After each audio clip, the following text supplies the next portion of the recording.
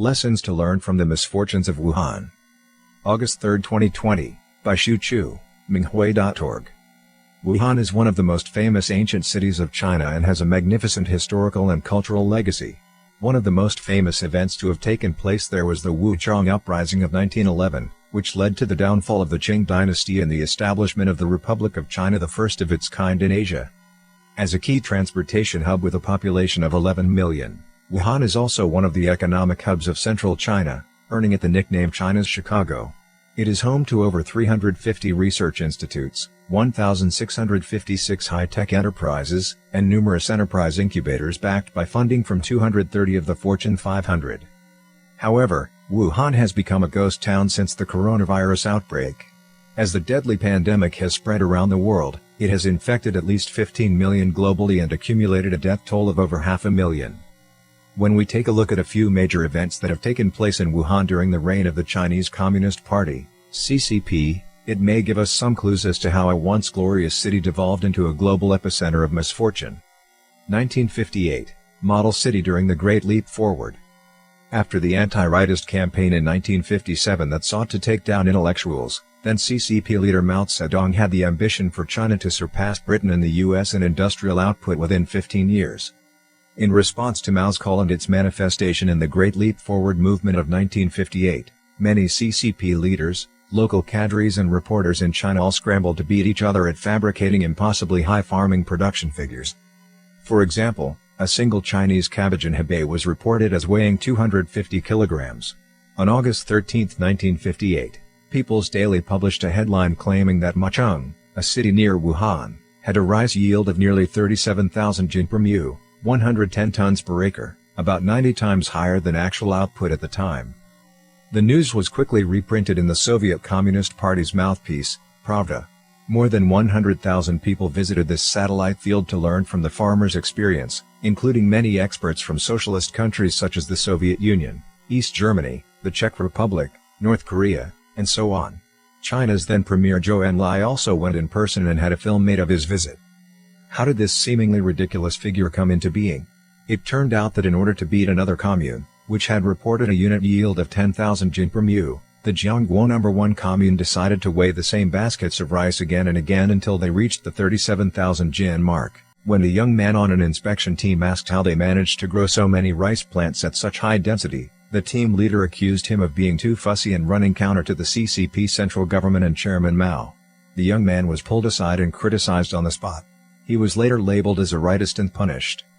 This is similar to what happened at the beginning of the pandemic.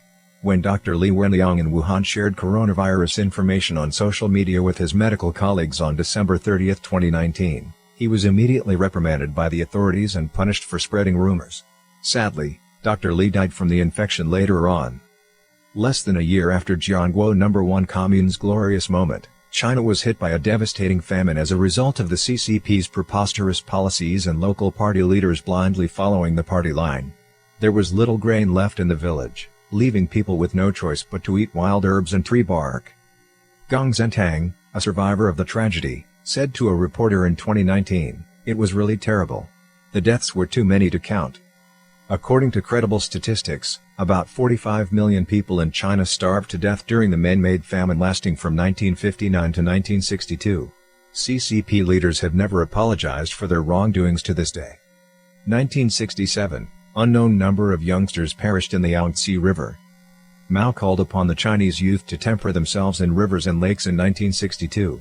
A keen swimmer himself, Mao went for his last swim in the Yangtze River on July 16, 1966. At the age of 73. To commemorate Mao's swim in the Yangtze River, CCP authorities in Wuhan organized a Crossing the Yangtze River event on August 1, 1967. For many, it would become a disastrous day. Under Mao's cult of personality, he was hailed as someone beyond the gods. Young people, mostly from colleges and universities, participated in the river crossing event with pride and honor. Tens of thousands of spectators crowded along Hanyang's docks that day. It was blazing hot, and some people fainted from the scorching summer heat while bureaucrats made long speeches one after another. People started to panic. Just then, the starting gun went off, and crowds of people rushed to get into the river. Thousands tried to get in at the same time from a 20-meter wide entrance. A stampede began. Some people were trampled to death, Some were suffocated to death, some were pushed into the river and drowned. A survivor recalled his ordeal later: "As soon as I jumped into the river, my head and shoulders were immediately pushed into the water by several hands. I instinctively pulled and kicked to try to come up to the surface, but I felt I was surrounded by hands, feet and bodies that were tangled in the water. Finally, I managed to raise my head above the water, but all my friends were nowhere to be seen. I could only see countless heads squirming in the water, like a pot of dumplings bobbing up and down." The freezing chamber of the Wuhan meat processing plant was stacked with bodies from this event, and so were the hospitals and funeral homes. Nobody knows the exact death toll. 1999, crimes committed by Wuhan TV station, education, and medical sectors. The CCP began to persecute Falun Gong practitioners on July 20, 1999. Wuhan TV station spearheaded the CCP's persecution policy, even before the formal launch of the crackdown. Zhao Zizhen, then head of the station, followed the party closely and produced a defamatory program on Falun Gong. The 6-hour film was later used as brainwashing material by the CCP to slander Falun Gong and was broadcast nationwide to incite people's hatred of the peaceful spiritual practice. Countless people began to harbor resentment against Falun Gong as a result. This act by Wuhan TV station, headed by Zhao Zizhen, would lead to serious consequences. Regrettably, the education sector in Wuhan also followed the CCP closely and actively participated in the persecution of Falun Gong as hatchetmen. For example, Wuhan University set up a so-called Hubei anti-cult association on its campus, compiled teaching materials to smear Falun Gong, and pushed disinformation about the practice to international society. Countless people, especially young people, were brainwashed by the libelous textbooks and so-called research outcomes into blindly siding with the CCP. Worst of all, Wuhan's medical institutions have actively participated in a crime against humanity: live organ harvesting from Falun Gong practitioners. According to a report by the World Organization to investigate the persecution of Falun Gong, WFG, Lin Zhengbin and more than 80 other doctors in Wuhan Tongji Hospital, as well as 48 others in Wuhan Union Hospital, had participated in forced organ harvesting. Investigators found in 2014 that Tongji Hospital alone performed nearly 3,000 kidney transplants, and by 2018, the number had reached a staggering 6,000, the most of any hospital in China. This atrocity still continues today. In addition, Wuhan is one of the cities where the persecution of Falun Gong is most severe. There are over 60 brainwashing centers in its various districts, which in the past 21 years have persecuted tens of thousands of Falun Gong practitioners. These practitioners were beaten, chronically deprived of sleep, shocked with electric batons in sensitive areas, tied up in painful positions, and subjected to many other forms of physical torture and mental torment. The 610 Office is a Gestapo-like organization set up on June 10, 1999, by the Central CCP leadership for the express purpose of persecuting Falun Gong. It has branches at all levels of administration across China. The Wuhan 610 Office, the local police, and the judiciary have colluded to send practitioners to labor camps and prisons, and many of them have died from torture. One of the victims was the 50-year-old Ms. Liu Liwa, director of the Huangshan District Farming Technology Service Center in Wuhan. Ms. Liu was persecuted numerous times for talking to people about Falun Gong and refusing to renounce her faith in Falun Gong's principles of truthfulness, compassion, forbearance. First, she was detained for 2 years in Wuhan City First Detention Center and Huan Forced Labor Camp, where she was tied onto a deathbed and hung up in the air for doing Falun Gong exercises. She was later taken to another forced labor camp for a year, where she was beaten, forced fed, and deprived of sleep for 4 months. In April 2003, she was unlawfully arrested again by personnel from the 610 office and taken to the Tangsun Lake Brainwashing Center, where she was further tortured. She became extremely weak and died on June 9, 2006. Waking up in the face of disasters. The coronavirus hit Wuhan first, and it hit very hard. The exact death toll in Wuhan and all of China still remain unknown due to the cover-up by CCP authorities. The official figure sits at over 4,000, but much evidence, including the number of urns released to families of virus victims, seem to suggest a death toll of at least 60,000 in the city. Many people have awakened because of the pandemic, both in China and abroad. Tu Long, a young man born and raised in China in the 1990s, used to believe that as long as he didn't say anything out of line and became an obedient citizen, he would be able to make his way upward. But his outlook completely changed after he learned the truth by reading information outside the CCP's firewall. Now, he can no longer keep silent. reported Voice of America on March 14, 2020, in an article titled "I Have the Obligation to Speak for the Dead." When they expelled the low-end population, migrant workers, in Beijing, I said to myself, I worked very hard.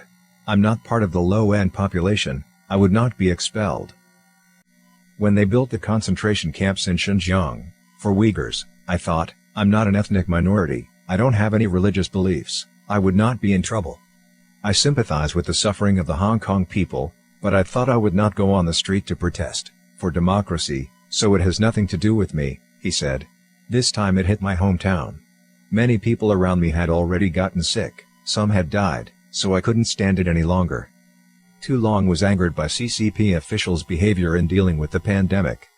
Until today, not only did no official come out to apologize to the Wuhan people, they told us we should hate the United States, we should hate Japan, we should hate South Korea, we should hate Taiwan, and we should hate the Wall Street Journal. No one came out to take responsibility, he said.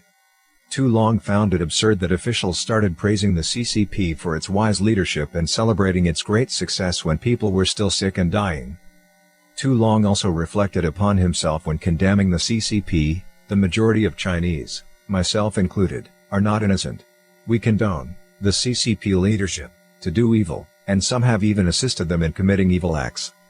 What he said echoes a well-known line by Edmund Burke, an Irish statesman and philosopher in the 18th century. The only thing necessary for the triumph of evil is for good men to do nothing.